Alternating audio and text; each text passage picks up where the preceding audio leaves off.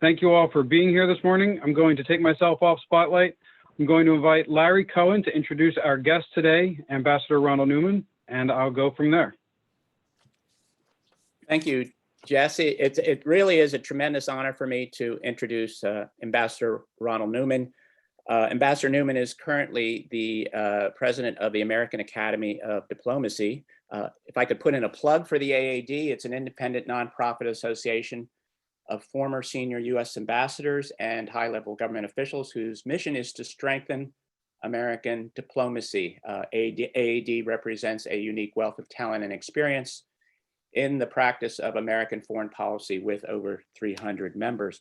Ambassador Newman was my ambassador in Afghanistan in 2005 to 2007.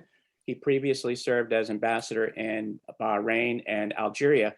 And just a note that if you remember, Larry Goodson last month mentioned at the end of his talk that Ambassador Newman is part of a very unique American story, and that his father not only served as ambassador as well, but also was ambassador to Afghanistan.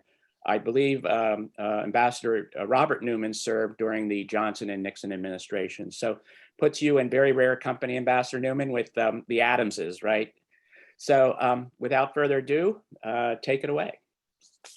Well, Larry, thank you very much. And thank you to your colleagues at the Council of Greater Reading. Appreciate the chance to talk to you.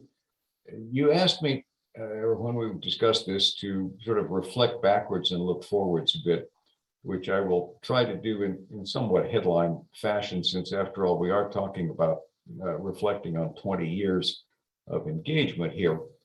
But I think it is important that we try to learn some lessons. And right now, I don't think we are. Right now, what I see in the words of General Zinni long ago, and I don't know if it was original to him, but he remarked that he had seen many lessons observed, but few learned. And right now I'm seeing lessons observed, and many of those, frankly, I think are fallacious. That is, I think what we're doing is people are reducing 20 years of effort to kind of bumper sticker like phrases, which in some cases are wrong and in many cases don't tell you much. Let me just pull out a few of those for examples. Then I think we need to go to the current policy. Now, one is, of course, don't do democracy. Well, fine if you can avoid engagement entirely. In fact, I think there are lessons on how we could do these things better from Iraq and from Afghanistan. But first of all, I think we need to confront the fact that you get into situations where you don't have a lot of choice. So people talk about, where could you have done better? And I think we certainly could have. But if you look at the immediate aftermath, well, you can start and say, we never should have gone into Afghanistan, but then you have to turn your back on 3,000 dead Americans in the 9/11 attack. We go into Afghanistan, we knock Taliban out of power. And then the question is, how do you take your hands off this thing? Do you just turn it back to civil war? And if you don't, then you have to put something together, however imperfect, in order to leave. Now, I'm talking about a period before I was ambassador, so I'm not responsible for that part of the policy. Now, take my responsibilities for my part later. But the negotiations in Bonn were quite difficult. One of the criticisms is one should have brought the Taliban into negotiations.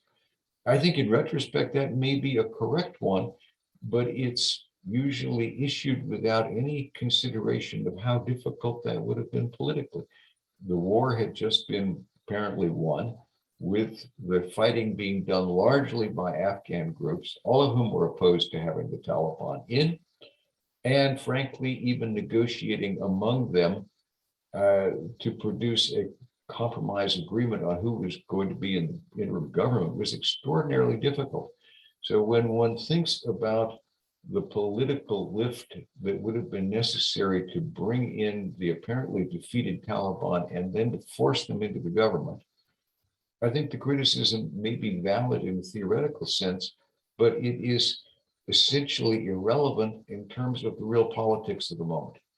And I say that because I think before one gets wrapped around these kind of criticisms, one needs to have an honest discussion about what was possible. And we have that with several other lessons learned. There's a lot of those one could talk about, but let me just pull out a couple. One is the criticism that we build armies in our own image, and then they're not fit for purpose. And that was a criticism in Vietnam, where I was an infantry officer, and it was criticism in Afghanistan. And in many ways, it is correct, but in the form that it is given, it is useless. Because if you don't want to train an army the way we train, you have to have some other model. You can't just take 5,000 or 10,000 American troops and send them someplace and say, okay, you guys make it up. There has to be a doctrine you train. The same is true, for instance, of the fact that we built a very complex supply and logistics system in Afghanistan. Probably too complicated for the Afghans to run. But if you don't want to do that, what is it you want to do? Because the last supply sergeant that ran a simpler supply system with carbon paper and a typewriter and a pencil is probably dead. So if one is not going to go on to the process of constructing some form of guidance and doctrine for these things, then these criticisms are fundamentally useless. Now, that's the problem I have with it. Now, of course, one answer is, well, we just won't do it again. Well, okay, if you believe that, that was our answer after Vietnam, up until the Trump administration, which I guess you could say didn't have an intervention, although it doubled down on it in Syria and on Iraq. Every administration from Truman on in the post-war American history has had interventions. In fact, the first time that the military department, the Army in those days, asked for State Department help in order to manage the civil side of governance in the war was 1848 in Mexico. And state couldn't produce the people then. So all I'm saying is this problem reoccurs. And the answer never again is probably not going to be an adequate answer. And so far, most of the lessons learned, I think, are too superficial and not followed up. And that's something that I think needs more serious public discussion, and I'm afraid we're turning away from. But let me try to talk about two other things. One is the reasons for the collapse, at least a little briefly, and then I'd like to put some stress on where we are now and the choices we have. I should add to Larry's introduction that, yes, my first experience with Afghanistan was going there between graduate school and the Army in 1967, spending 3.5 months traveling all over the country by jeep and horse and car, yacht.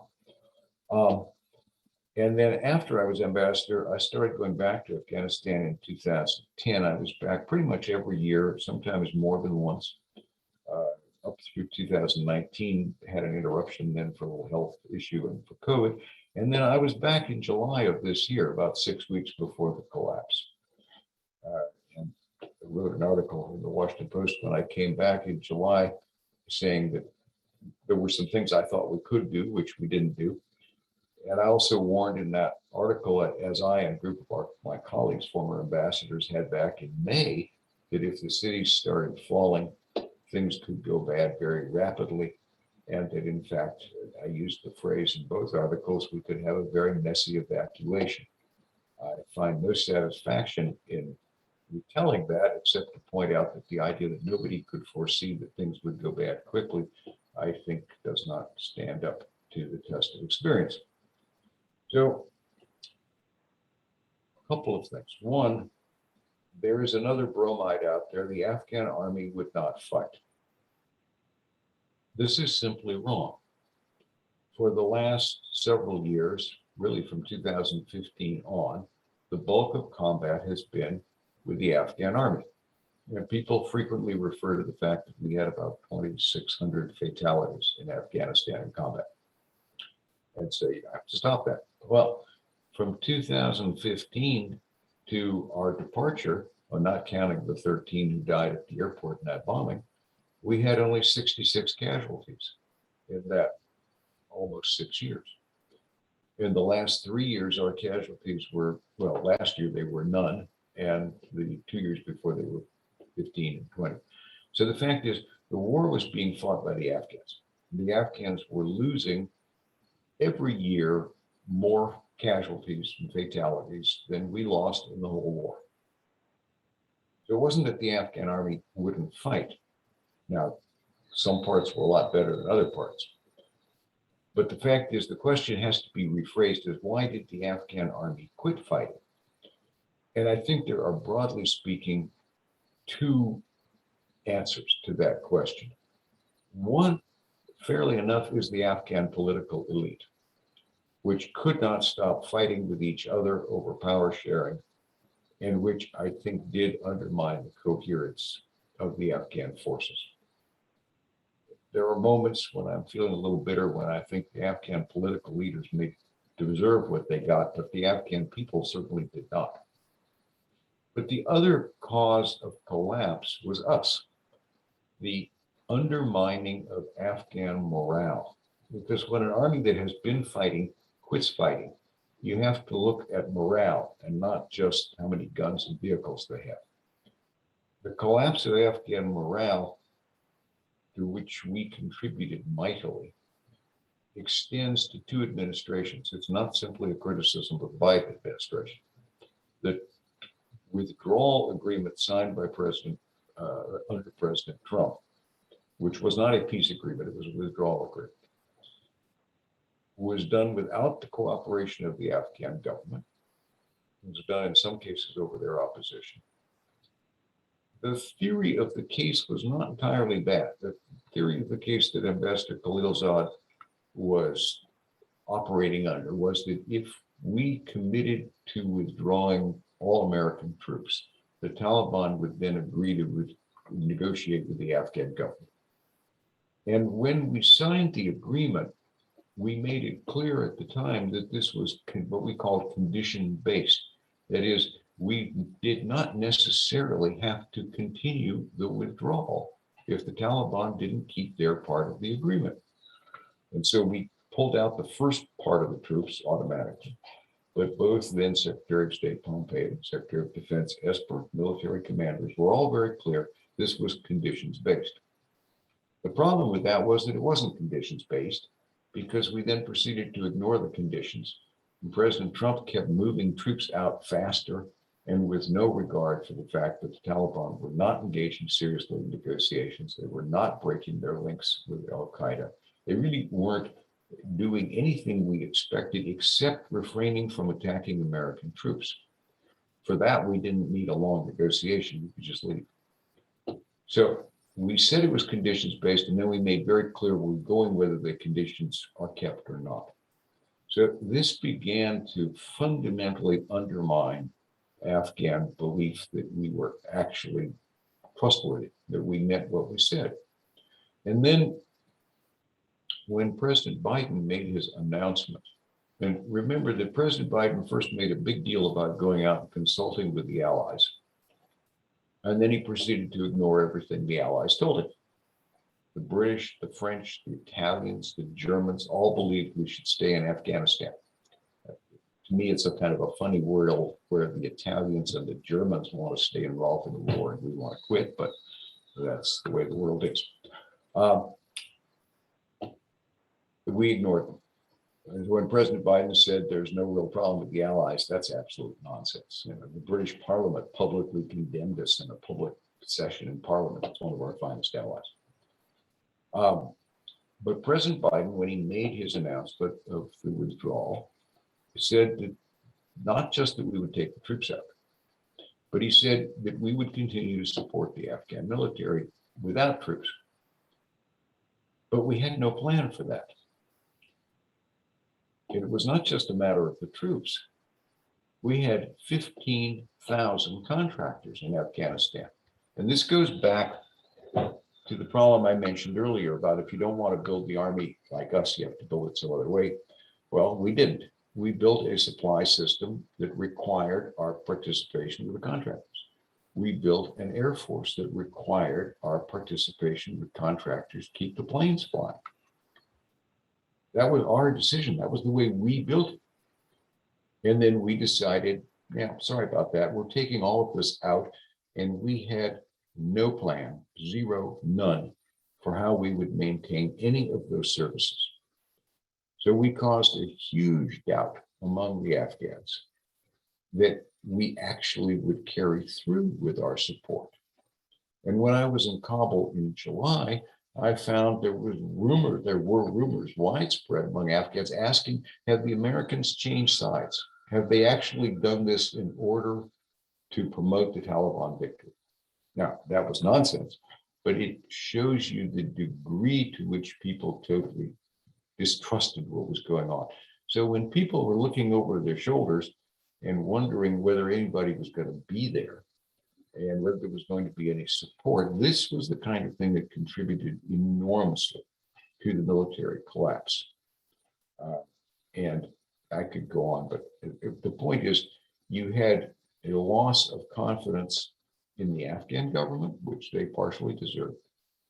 And you had a loss in confidence in us, which continued over 2 administrations and which totally sapped the credibility of the United States. And then you had the rapid collapse. And the Taliban were militarily very adroit in how they carried this operation out. We can talk about that if anybody wants to, but you had the collapse. Where are we now? We have several different problems we need to confront. And if we have a policy, I have difficulty in perceiving it. One problem is all the people we left behind. That really involves 2 different classes of people. One are the people to whom we at least agree we have a commitment, people who fought with us as interpreters who come under our special immigrant rules, visa rules, American citizens, legal permanent residents. Yeah, we left a lot of those people behind when we closed the evacuation. Probably at least 5,000 or 10,000 of the SIVs, the principals, which with their immediate families probably gets you up to 60 or 70,000 people or more. We left them behind. But then there's a bigger moral question in my mind, and that is the people who bought into the things we taught and preached and asked them to believe in for 20 years. The women judges, the women police officers, the journalists who pushed a free press and who lost a lot of people killed from Taliban violence and others. The civil society leaders, people who led in women's education, they weren't doing it for us, but they all bought into the values that we not only talked about, but that we spent millions of dollars teaching and preaching. And then we decided, we're out of here. We don't owe you anything. That's too bad. And so we have some refugee classifications that might help them if they can get themselves out, but nothing immediate, no real evacuation. I think this is, personally, I think this is a moral failing of the United States. But we have problems beyond that. Those at least we're focused on. The next immediate problem is that there is an impending humanitarian disaster in Afghanistan that was already facing drought and food shortage before the government collapsed and the Taliban took over. It is now facing major humanitarian catastrophe in the next few weeks, going into a few months. You have the potential for millions of people becoming refugees, flooding the countries around them, and for mass starvation. And we have a policy problem. We want to provide humanitarian assistance, but our sanctions are also making it extraordinarily difficult to move money even in the banking system, so that you have middle-class Afghans who have money in the banks and they can't get the money out in order to buy food, and they're selling furniture on the streets of Kabul. And we are kind of hung up because we probably quite correctly do not want to do anything to help the Taliban government. We don't want to recognize them. But we haven't really figured out how to produce the deliver humanitarian assistance in ways that completely walk around that. And so we have, I think, a correct policy of saying we want to deliver humanitarian aid through non-government organizations and through the UN, but we're hampering the very policy that we supposedly have because of our banking restrictions, because of our restrictions on the private sector. And this is a quite urgent problem. Beyond that, looking out longer range, we don't like the Taliban. We've been fighting them for 20 years. They've killed a lot of our people, my friends.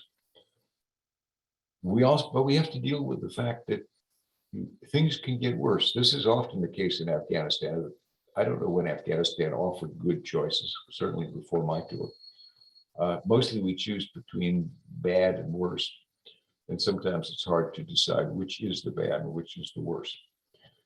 But if the Taliban government completely collapses and you have a failed state, then you will have a lot of room for the expansion of ISIS, Islamic State, for the expansion of Al-Qaeda, both of which are dedicated to attacking us, for the expansion of any number of other terrorist groups that exist in Afghanistan, anti-Pakistani, anti-Uzbek, anti-Tajik, that can radiate out and produce instability around Afghanistan. That's a conundrum. It doesn't lead you to a simple answer that we have to walk in and support the Taliban. I don't think so. But it means that just saying a pox on your houses will do humanitarian assistance and nothing may not be sufficient to the policy challenges that face us. So we're going to have to figure this out. I don't see that we yet have a coherent way forward. And I think there is room for discussion with the Taliban. There are things they want from us: recognition, money, international support. And there are things we want from them: counter-terrorist cooperation, better life for women, humanitarian rights, control of narcotics. So there is a basis on which to engage. But I do not think there is a basis on which to expect that you're going to get some breakthrough deal. And the Taliban themselves are, what you say, impeded. I don't think we understand them very well. We get glimpses of differences within Taliban ranks. But one of the things we know is that the Taliban don't have complete freedom, even if they wanted it, in adjusting to some of the Western demands.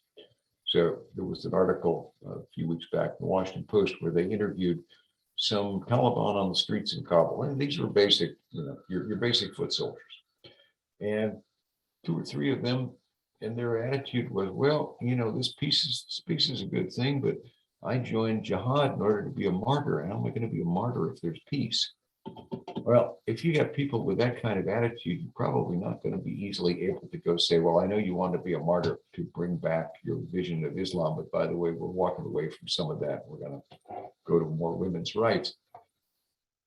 And if you do that for the Taliban, there is the problem that people who may not agree with that, you have a place to go, which is the Islamic State. Most of the ISIS fighters in Afghanistan are Afghans who were former Taliban.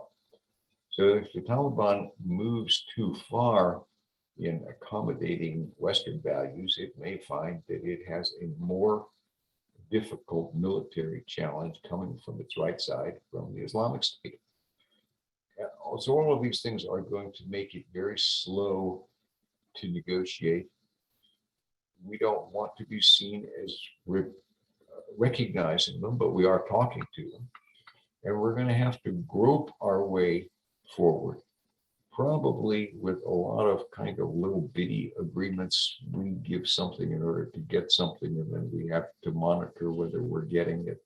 And then we have to explain this. And most of the things we're going to do will not be adequate from the broad point of view of human rights, say, or terrorism. They'll be partial. And so you have any number of people that will be ready to object, to be spoiled. So it's going to be a very difficult process. But first and foremost, we need to sketch out a policy. the administration needs to figure out what it is trying to do in broad terms, and it needs to be able to explain that to the American people. Thus far, it has not explained any future direction in Afghanistan except getting out the portion of the refugees to whom we acknowledge an agreement while we're ignoring all the rest. Turning our back on it, I have a feeling that the Biden White House just wishes this would all go away, and it won't. And that's where we are. Not a very clear bottom line, but let me stop at that point and we can go anywhere you'd like in questions.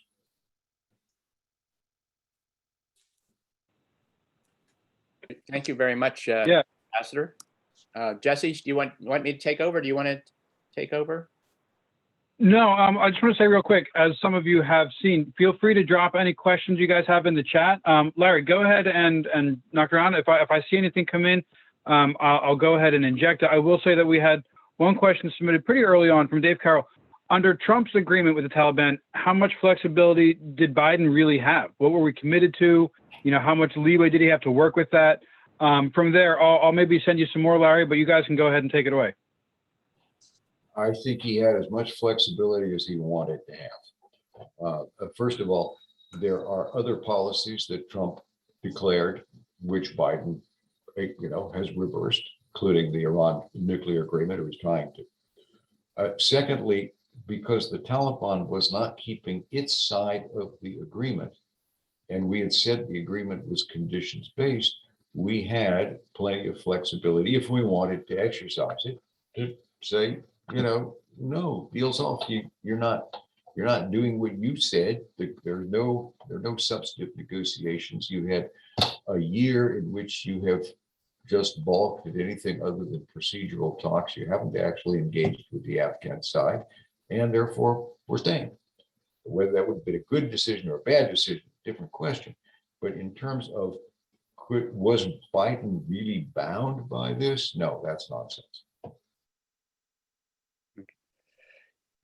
Ambassador, I think your presentation was outstanding. It certainly encapsulated our situation currently very well. Just a couple of comments that I'd like to make. First of all, we've kind of seen this movie before.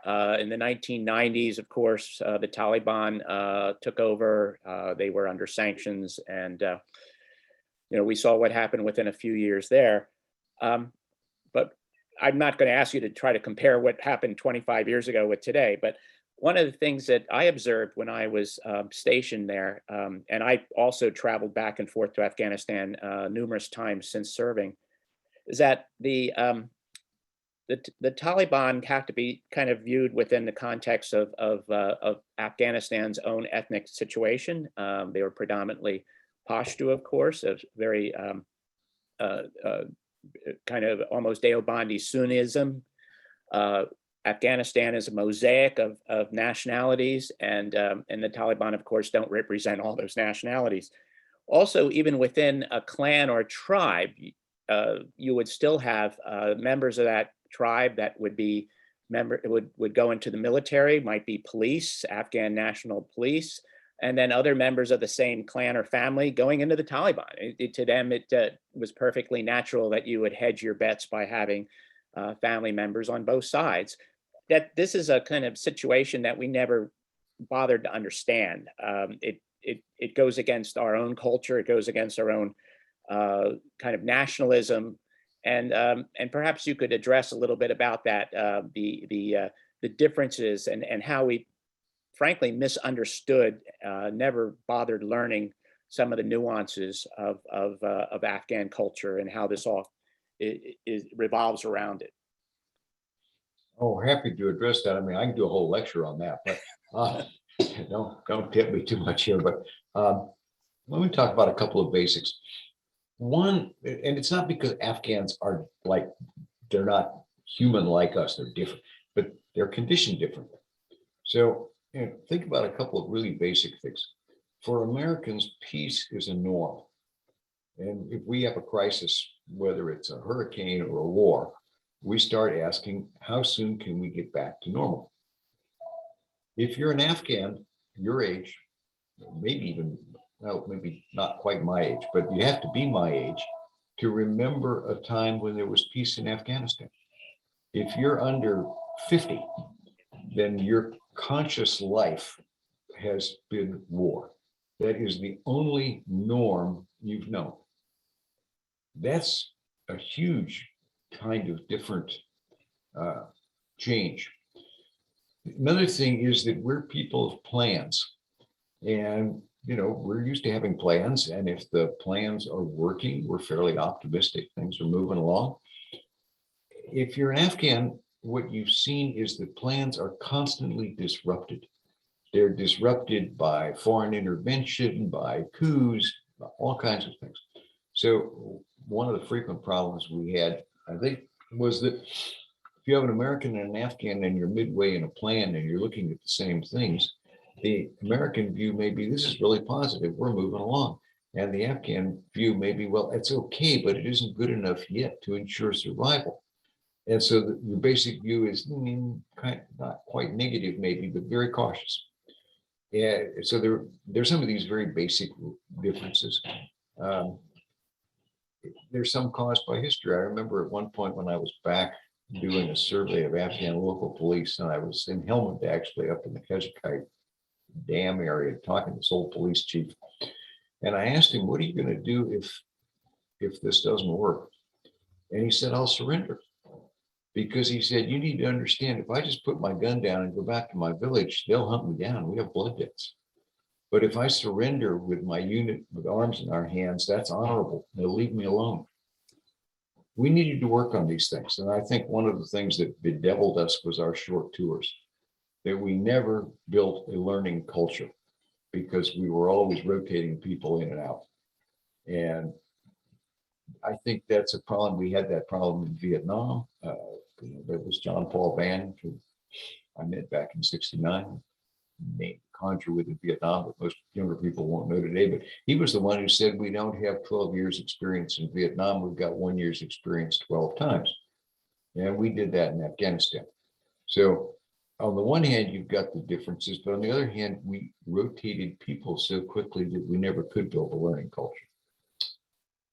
I'll quit there before I get tempted to just ramble on. I will confirm that statement by saying that I did not understand Afghanistan the first time I went. I learned a lot more the second and third time. So we have some questions in our chat room, so I will go ahead and ask them. This is from Daniel Kimball. Ambassador, who is paying the Afghan military that we trained and equipped? Daniel said he heard that they received no pay or food for several months before the Taliban took over. Would it be helpful for us to find a way to pay and feed the Afghan army, or is that even possible? It's no longer possible. I think what was happening in the Afghan army before, and this goes back to responsibility of Afghan leaders, it was not universal, but there were cases where the Afghan leaders were siphoning off pay, and pay wasn't reaching troops. Now that's a critical problem with the Afghans. Was not unknown to us, and there were a lot of efforts to fix that over the years, including electronic payments, some of which worked, some of which didn't.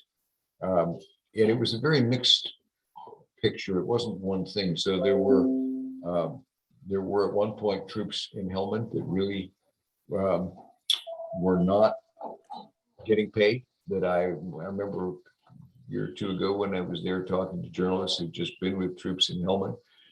But these things changed. For instance, when I was there, this was, I guess, 2018, the Corps in Helmand was virtually melting down.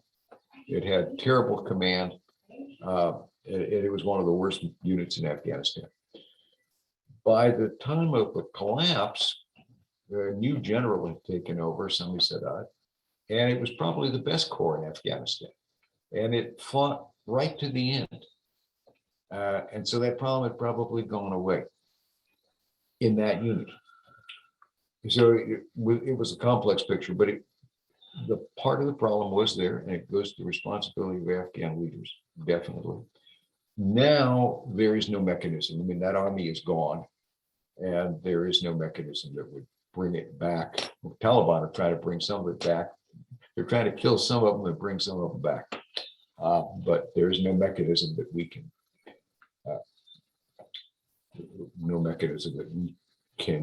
use that would put them back together. Mhm. I note the oxymoron of electronic payments in a country where electricity is almost non-existent. So yeah, a total misunderstanding by us. Another question, this is from Peter Sheridan. Can you comment on the size of Afghanistan being relevant to Texas, how a 20-year war can be condoned? Well, in short, the question is not whether a 20-year war is justified by the size of Afghanistan, but by the risk it poses to our national security, about which people obviously can have different views. The fact that it remained a breeding ground for the movement that attacked us in New York, that it was a potential place for rebuilding of the Islamic State that had come close to taking over Iraq, Syria, and other parts of the Middle East. This seemed to many of us to be a reason to keep that in check. And, that's a long question, and I'm probably making it too short, but it's not justified by the size, bigger or smaller, of Afghanistan, by the risk it posed. One of the issues now remaining, just give you a feel for this, is that in Afghanistan, you have a Taliban movement that is a Pakistani Taliban movement, and which has been repeatedly at war with the Pakistani state. Now, right now, they have another ceasefire. They've had a number of these before. They haven't stuck. I don't know what will happen there. One potential is that they will be controlled by the Taliban and the Pakistanis. Another is that they will not be, and they will have room to expand in Afghanistan and destabilize Pakistan. And while I have a lot of issues with Pakistan because they supported the Taliban, that's a nation of 200 million people which has nuclear weapons. If that nation is then destabilized because of what comes out of Afghanistan and you end up with loose nukes, then you have a real problem to worry about, including in the United States. Okay. We did have it looks like a comment from Dr. Tom Blakely. I don't know, Tom, if you want to ask yourself or go ahead and put it in the chat box. Meanwhile, I'll just make a comment. Can you hear me okay? Okay, go ahead.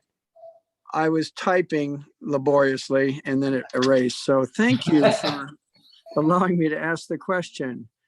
My wife of 50 years and I lived for many years in Zaire, which is now the Democratic Republic of the Congo.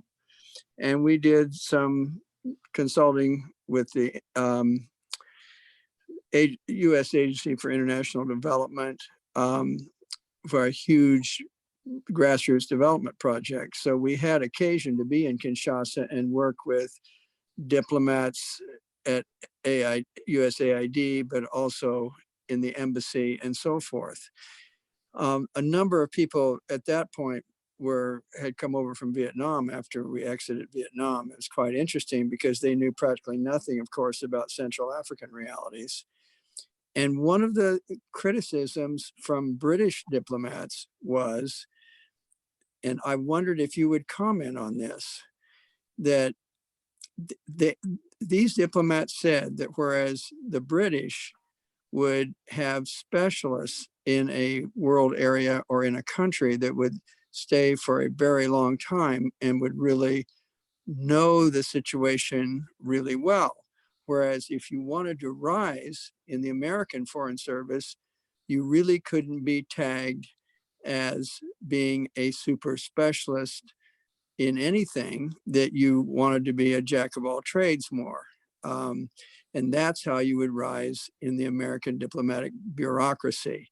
And of course, as we were giving consultations on how to redesign what would have been a disaster, but wound up being a really good project because we had lots of on the ground cultural knowledge of what actually would work and would not. It just seemed to us sad that we had so many people that did not really understand the Central African situations that were nevertheless in positions of responsibility and authority. And what the main reason people gave, which may have been a pretext or some reason without much merit, was that if you got to know people really well, that you were then a security risk. You obviously, and your father before you, know a lot about Afghanistan. Would you comment on this potential problem? Do you see this as a problem in our American Foreign Service, or was that a false, I guess you could call it, accusation by British diplomats? I think it is a real problem, although not quite as large as they made out. But I think it's also a two-sided problem in terms of our own policy process. So on the one side, we have moved away to some extent from regional specialists. Now, that's not completely true because, for instance, I spent most of my career in the Middle East. In fact, I spent 22 years of it either in the Persian Gulf area or working on those problems from Washington. So I served in Iran, in Iraq, in Yemen, United Arab Emirates, and Bahrain, as well as being deputy director of the Arab Peninsula office, director of the Iran-Iraq office after the first Gulf. So we had a fair, people like me had a fair amount of expertise. Not as much, I would say, recently. We still have people that are fairly expert, but we don't focus down as hard as we once did. On the other hand, I wouldn't say that's necessarily a barrier to rising. So I think the problem is there, it's exaggerated. The other problem, though, I think, is that area studies, regional expertise, however you want to phrase it, is not necessarily esteemed by our own policy leaders. There is an American tendency to think that any intelligent person's view of foreign policy is equally valid, whether they actually know anything about the subject or not. And so you may know a lot, but your problem of getting Washington to listen is quite large. Now, I'm sure this is not new. I'm sure there were Roman governors out there trying to explain to Rome why it was important to do something or other with a Germanic tribal leader. So I don't think this is a unique problem for Americans. But I often used to say that, you had two problems, particularly as an ambassador. The second hardest was to understand your country of assignment, and the hardest was to persuade your bosses in Washington that you actually knew something to which they ought to pay attention. And that is not an American Foreign Service problem, that's an American intellectual problem. Yeah, I'd like to add also that part of the problem with our own foreign service system is that training is not held in as high a regard for the foreign service as, say, the military regards training. Our military is training constantly, whereby in the State Department especially, and I believe USAID as well, training is kind of seen as an adjunct to be done if time was available, if you're not needed urgently, whatever. And so we would send diplomats to places like Afghanistan without what I consider to be adequate training, particularly language training. I just want to add also, and see if you agree with me, Ambassador, that once you serve in Afghanistan, if you've gotten to know the Afghans and you've gotten around the country, it really is in your blood, kind of like malaria. It never leaves. And that's when people ask, well, which was your favorite assignment, et cetera, usually the first country that comes to mind is Afghanistan, which again seems a bit strange to most Americans.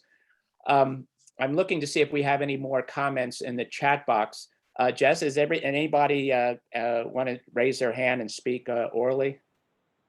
Yeah, anytime you feel free to go ahead and chat, and we can obviously get you on mic if you need. I have one here. Here's one. What do you say to people who say, despite everything, despite the way it happened, I'm just glad we're out? Well, I suppose the first answer would be, I hope you can still feel that way in a few years down the pike.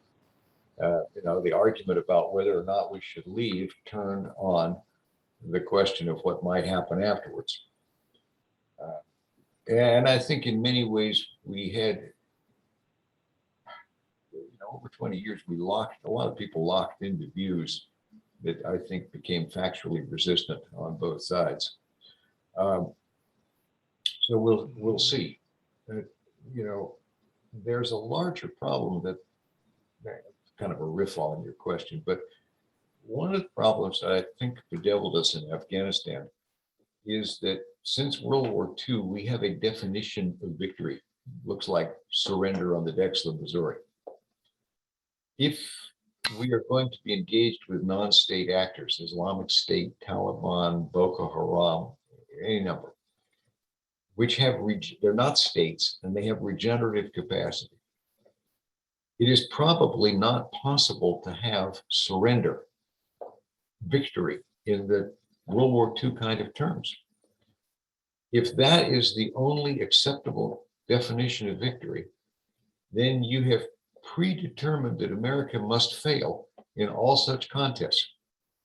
Well, that obviously is not a very satisfactory outcome. But that means you have to go to what is a strategic sufficiency. It isn't quite going to meet the definition of victory, but isn't just kind of some kind of verbal cop-out. The argument in Afghanistan that many of us engaged in, which we've now lost, was that the dangers of terrorism, expansion of instability were sufficiently serious that we ought to keep them from happening, even if you could not win, and that you could do so at a fairly low cost, fairly small commitment of troops, and a budget which, while it was several $billion, was still less than 1.5% of the defense budget. And the casualty levels were low, but they were about 15% of what we lose in non-combat training incidents every year in our military.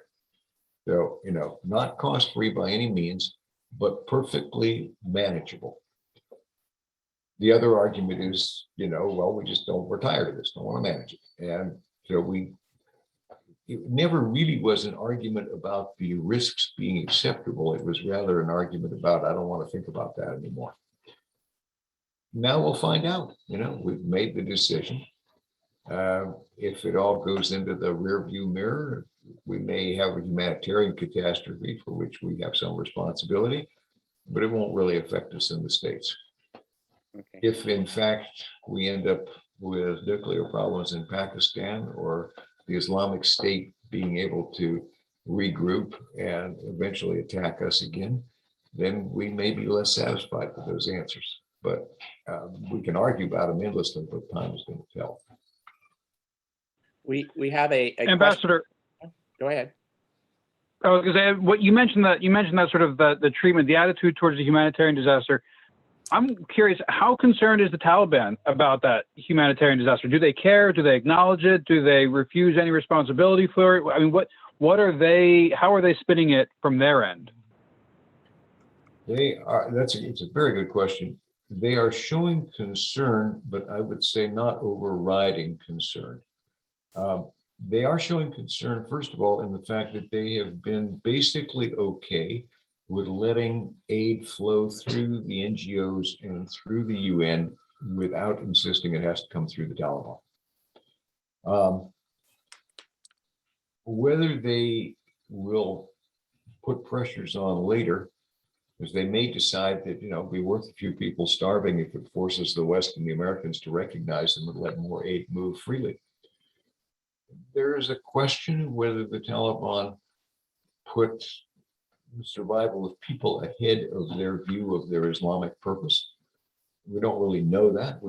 People argue about it. It could be that they will decide there are ways they would have to compromise with us that are doctrinarily unacceptable, and that they would be sad to see people starve, but they'd let it happen.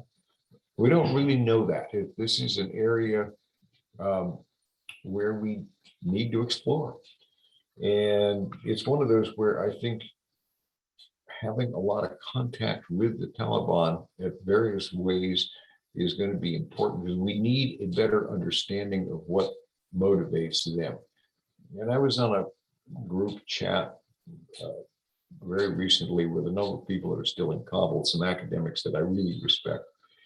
And one of the things they were telling me, for instance, was that the Taliban is, in their leadership, is now really coming back to grips with the idea of a more inclusive government. Now, that doesn't mean they'll necessarily give a lot of power to Shia or Uzbek or others, but bringing them in, that there's a broader agreement on doing that.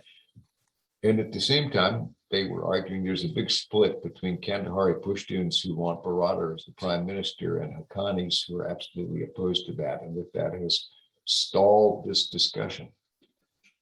Now, that's much more detailed than, I think you want to know on this kind of lecture, but it represents the kind of thing we don't really understand. So when we're trying to answer the question of the motivation of how much they're motivated by starvation, we really need a better understanding than we have of what the other motivations and the arguments are that are going on. And you only get that by engagement. So it's not a very good answer to your question, but it's all I can tell you. That question probably doesn't have a real answer to it. We have a question/comment from Bill Litvin. What about NATO being involved in the formation of a future doctrine and having more than having it just a US strategy? I think that would be a very sensible development. I don't know that there's any attention being given to it.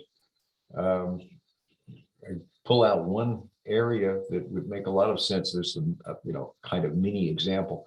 One of the problems we had in Afghanistan was that in many cases we needed a border force that was sort of like the gendarmerie that you have in France or the Carabinieri in Italy. We don't have a force like that, which combines policing and paramilitary functions. So we're completely incapable of training for that function because we don't even have such a force. We got Italians, Spanish, and French all to cooperate in Afghanistan in military training. One of the problems we then found was that, of course, each one, while they're somewhat similar, has their own different doctrines. And somewhere around 2012 or 13, when I was on one of my trips, I was told that we had actually produced a joint manual for the border force training out of the experience of our European colleagues. Whether we even have that or can find it now, I have no idea. But it's an example of the kind of things which could be developed for doctrine, at least for a start of doctrine, or where you would start. Because we have the problem now that NATO's only been engaged in one real war, and they came into it because of us, and then we yanked the rug out from under them and left. So I don't know how much appetite there will be, but it certainly is the kind of thing which could be studied in NATO defense colleges and other places.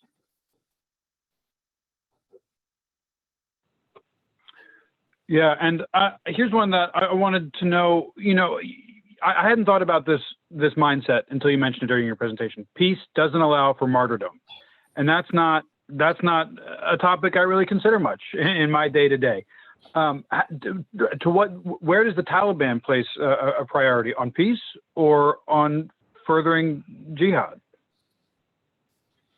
Taliban places a priority on bringing their view of an Islamic government emirate to Afghanistan, but they have never shown that they were determined to make that a transnational goal outside Afghanistan. That is something we deal with Al-Qaeda, with the Islamic State, but as far as we know, not with the Taliban. So they may be prepared to sacrifice a lot of people to their view of having an Islamic State in Afghanistan. There is no real evidence that they intend to take that view outside Afghanistan. And also, looking at the Taliban today, it's not the identical Taliban that was squeezed out of Afghanistan 20 years ago, is it? No, except we don't know what it is. We can look at certain things. They've become incredibly media savvy. Now, frankly, they were always, in one sense, far more media savvy than we were. There's a book comparing Taliban propaganda with American, and it's pretty sad reading because they understood their own culture and they could work in those terms. but they've become very media savvy in terms of, Facebook and chats and use of cell phones and videos and all kind of, they video a lot of their attacks and then put them out, to build support. What a change from 2001, when I believe there was only one functioning computer in the entire country when we went there. Huge change. What I don't know, I don't think any of us know, is how much the Taliban understand about how much Afghanistan has changed from the time when they ruled. So it's not only they're different, but they're confronting many different challenges. For all of the problems, say, with developing healthcare in Afghanistan, I was looking at a survey not very long ago, been done in 3 provinces, and it was something like 40% of women now or recently gave birth in either clinic or hospital. This included villages. This wasn't just urban. That's a huge change. Well, now all of a sudden the Taliban has no money to pay for hospital or clinical staff. So that's just one of a myriad of issues where people have acquired a different standard of life that they want to continue. Taliban's going to have to respond to that. And we really don't have a sense at this point of how much they understand it or how much they understand what they will need to do in order to meet those needs. Yeah, over to you, Jess. Okay, yeah, I'm curious, how have you been surprised, Ambassador, with respect to the way our withdrawal happened, with the way it's been received and or covered?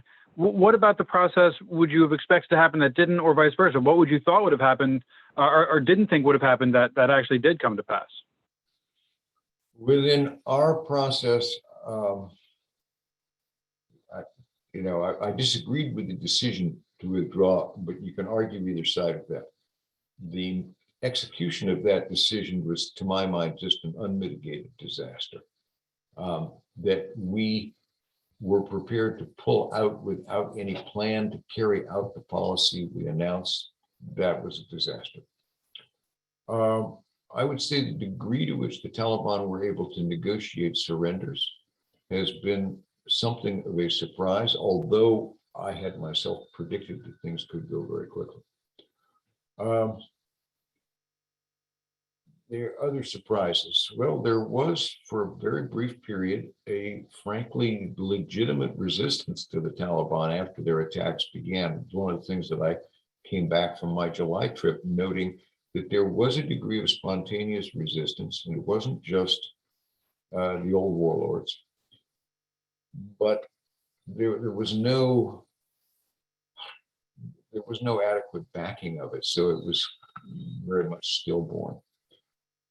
I would say right now, one of the things which has somewhat surprised me, and it may be because of the speed of the Taliban victory, that many analysts, including me, thought that if the Afghan government collapsed, you would get back into civil war. Right now, that's not happening. There is fighting going on with the Islamic State, particularly down in Nangarhar in the south, some other places. But it has not gone back into civil war. Now, there are all kinds of things which could generate that and bring it back. But the collapse of the militias and the warlords, that was faster than I expected. But Afghanistan is a place which has always surprised us. And when I left in 2007, the last real major analytical piece that I report to Washington that I did said, we're not losing now. We could be losing in a year. And we have no margin for a surprise in a country which has been famous for having surprises. So I would say that there's still room for further surprises. That's not too comforting, I guess, but I guess it depends on what the surprises are. As far as the handoff's not exactly the right word, the involuntary handoff, the schools, healthcare, internet access, the things that we were working on when we were there, is there a way to get that continued commitment to that kind of infrastructure, can we get that from the Taliban? What are the likeliest agreements we could get from them in terms of forging a partnership? And you mentioned earlier how we don't want to necessarily give them too much legitimacy or credibility, but they're here, they're running the country. So how can we ensure that some humanitarian, some infrastructure work is still done? Well, right now, there is a movement in the UN and to use some of the trust funds to directly pay people engaged in education and healthcare in Afghanistan. And so far, the Taliban seems to be okay with that. Now, that wouldn't build out the systems any further, but it would maintain what they've got. And it's complicated enough because you have to not only pay salaries, you've got to figure out how to pay for drugs and clinical supplies. And if you really get into this, you may well have a problem then of monitoring where your money really goes. We had this problem in Iraq that we had a program, it's called Oil for Food. The Iraqis could sell oil, went into a trust fund, and the trust fund was supposed to be used for humanitarian goods. And there was tremendous amount of leakage and corruption and money that somehow got back to Saddam, notwithstanding. So we may have some of those problems as well. I think the Taliban want developmental aid. They made that clear even during the negotiations. They were clear all along. They didn't want us to just go away. They wanted our military to go away, and they wanted us to stay engaged. They knew they would have a busted country if they took over, and that we're the only ones really with the size of assistance that could really help there. So they still want that. The question is, what's our price for aiding? What is it we want in terms of women's education, control of terrorism, inclusive government? And are those prices the Taliban will pay? And that, I think, is going to be a complex negotiation extending probably over years and developing in bits and pieces and fits and starts and not in one global deal. So there is room to move there. Whether we will utilize that room well and whether the Taliban will be halfway cooperative or find these things they can agree to, that has to be seen in the future. Yeah, great. And I think we're just about done. So we're going to wrap up in a moment. I'm going to pitch some upcoming events, and then Ambassador, if you have any closing thoughts or anything that you wanted to send us off with, you can go ahead and deliver those. But I will mention, as pretty much most of the people on this call know, we have a series of events that are constantly being refreshed and updating with new ones being scheduled. Our next one is next Wednesday, going to be the same time. It's going to be the WHO and Global Health Governance Lessons from the Pandemic with Dr. Irene Langren. She is a local professor at Albright. She's going to be talking about sort of international relations, public health, how it all ties together. In January, then, we have another one scheduled. It's going to be January 19th. That's China's Civilian Army, the Making of Wolf Warrior Diplomacy with Peter Martin. We are scheduled all the way out through to March. Take Action, Fighting for Women and Girls with Stephanie Foster. And of course, we will have a number of other events that will potentially be added between now and then. So stay tuned. Saul, would you like to take over there? I see you're ready. I'll go ahead and get myself off of here. Go ahead.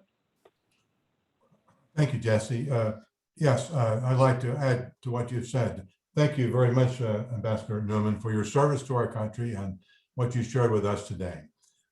For those of us here with the World Affairs Council, we strive very hard to present the kind of programs that are interesting, that are challenging, that broaden our horizons. That certainly has happened today with the perspective you shared with us. So thank you very much, Ambassador. Thank you very much.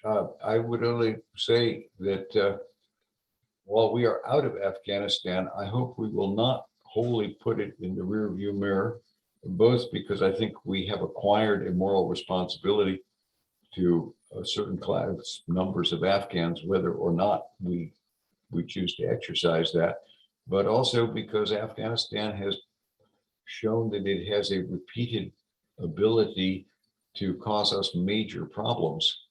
And I hope that we will keep enough of an eye on the country that we don't have to endure another surprise. So thank you for having me. Thank you for being interested. Thank you, sir.